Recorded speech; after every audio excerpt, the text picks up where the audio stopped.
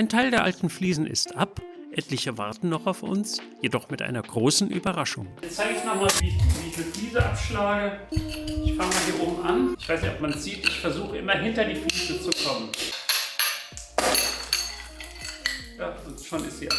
Und von oben, hierbei habe ich nicht ganz so einfach, aber auch da geht das. Dabei kann man eigentlich nichts falsch machen. Man muss nur darauf achten, es spritzt halt manchmal und man legt sich am besten den Boden aus und achtet darauf, dass unter der Pappe keine Brösel. Die sind sehr scharfkantig, muss man ein bisschen vorsichtig sein. Ja. Also man sieht hier wurde nicht gut gearbeitet beim Fliesenlegen. Man sieht noch, wie sauber gekämmt das hier ist. Also die Fliesen wurden nicht richtig ins Kleberbett gedrückt und gehen entsprechend, ich habe zumindest, glaube ich, eine komplett abbekommen mit dem Meißel und andere in zu großen Teilen. Also hier sieht man, welche Folgen das hat, wenn man das ordentlich macht.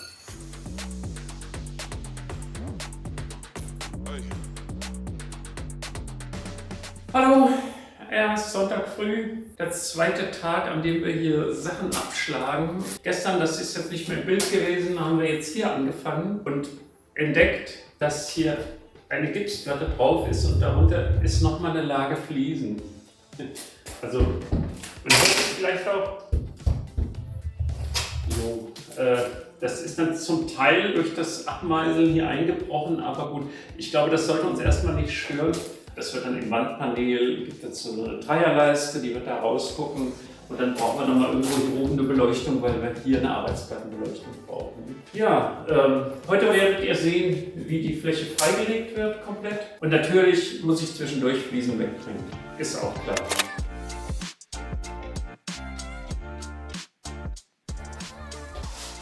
Ja, so, ich werde jetzt erstmal saugen. Ich benutze den Industriesauger jetzt. Der nimmt auch größere Brocken weg und muss dann, der hat eine Bürste, auch unten wie ein normaler Sauger. Wenn ihr nicht so einen Sauger habt, würde ich euch empfehlen, wenn ihr solche Bauarbeiten macht, kauft euch einen.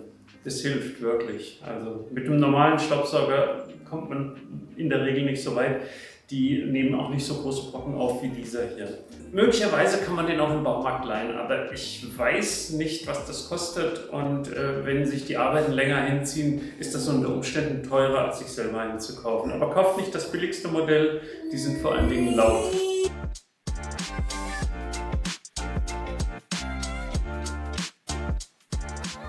Die Umzugskartons, die bekommen hier ein zweites Leben, das ist sehr schön.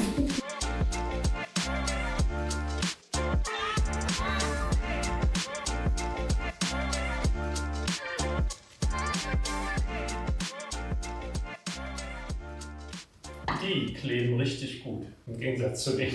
Ja, soll ich mich jetzt freuen? Eher nicht. Ich muss eine ganz neue Technik entwickeln hier beim Abschlagen. Da ist noch eine Gipsplatte drunter, die gibt immer sofort nach, wenn ich versuche zwischen Wand und Fliese zu schlagen. Und ich schlage ein Loch nach dem anderen in diese Gipsplatte rein. Ihr könnt gerne subscriben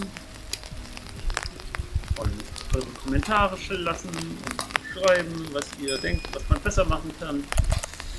Ich weiß ja, wie das so ist, wenn man im Handwerk groß geworden ist, dann hat man immer das Gefühl, wenn man jemandem zuguckt, warum macht er so oder warum macht die das, ich würde das ganz anders machen. So, hier ist meine meißellose Technik. Ja, hier ist das Problem, dass teilweise Gipsbrocken rausbrechen, wenn ich versuche dahinter zu. Und hier das schwingt halt, hier ist nichts dahinter, das versetzt alles in Vibrationen, hier ist das einfach viel, viel fester. Das ist ja so eine alte Technik, ne? Du hast eine Fläche, die dir nicht gefällt, machst du was drüber. Hier, ich kann es schon verstehen, das war natürlich einfacher, die Steckdosen hier zu verlegen. Ich nehme an, hier war die Küchenzeile auch mit verschiedenen Geräten, deswegen sind hier so wüst die Steckdosen auf der Wand verteilt. Aber was wir jetzt anschließend damit machen, ich bin völlig unsicher. Diese Löcher, das ist schon heftig. Ne? Hier zum Beispiel merkt sich schon, ich komme in die Gipsplatte, wenn ich weitermache. Ja Leute, so ist der Stand der Dinge jetzt.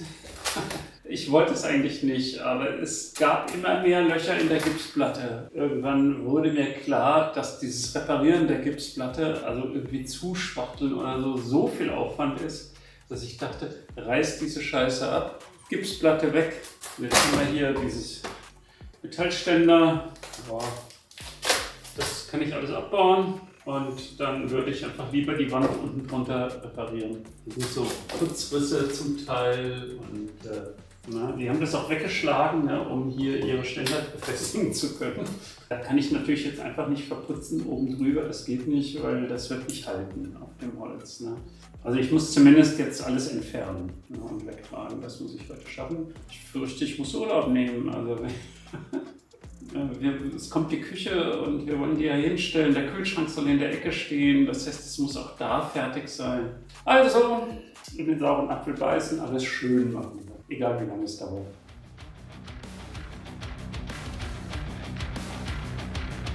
Ja, David, wenn das alles weg ist, fehlt so ein Stück Fußboden. Weil hier oben ist ja so ein Laminatbelag drauf und den wollten wir ja eigentlich erstmal nutzen. Also ich weiß jetzt nicht, was wir da machen, aber da findet sich auch eine Lösung.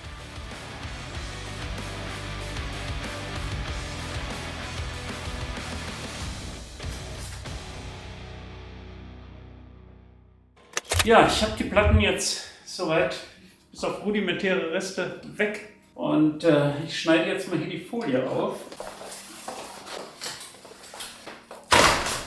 Hier neben sind die angeschraubt. Und ich werde die Schrauben lösen und dann mal gucken, ob ich den dann rausziehen kann. Der steckt dann unten in der Bodenschiene drin, da komme ich natürlich nicht gut dran. Vielleicht muss ich auch hier oben da muss ich auf jeden Fall rausziehen, diese Schrauben, weil diese Schiene in die senkrechte Schiene reingehen. Vielleicht ist das die Gelegenheit auch mal zu erklären, der Unterschied zwischen Spax-Bit und Phillips-Bit. Diese Schrauben, die sind Schnellbauschrauben, das sind Phillips-Schrauben, die haben einen Phillips-Kopf und den erkennt man daran, das Bit hat keine Rippen. Der Phillips hat keine Rippen. Das ist also ein Phillips-Bit.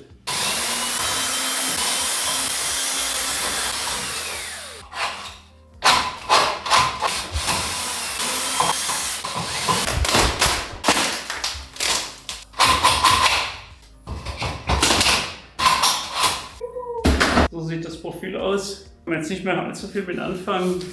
Ich glaube, das entsorge ich übers Fenster. Waren die Leute ein bisschen unflexibel, die das gemacht haben. Die hatten nur Schlagdübel, haben die dann auch konsequent eingesetzt. Jetzt natürlich das hier alles lose. Und hier ist jetzt tatsächlich auch ein Hohlraum. Warum der da ist, weiß ich nicht. Aber das sieht aus, als wäre alles ursprünglich.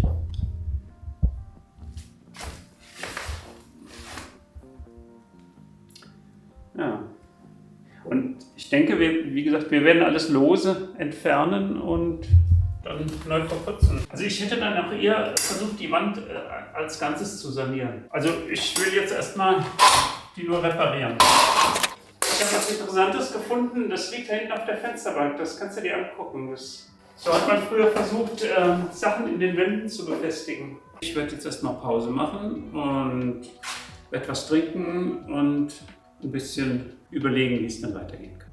Gut, macht's gut. Vielen Dank fürs Zuschauen. Das nächste Mal erzählen wir über die Kosten des Hauses, über die Finanzierung und wie es dazu kam, dass wir für das eigene Haus Miete zahlen mussten.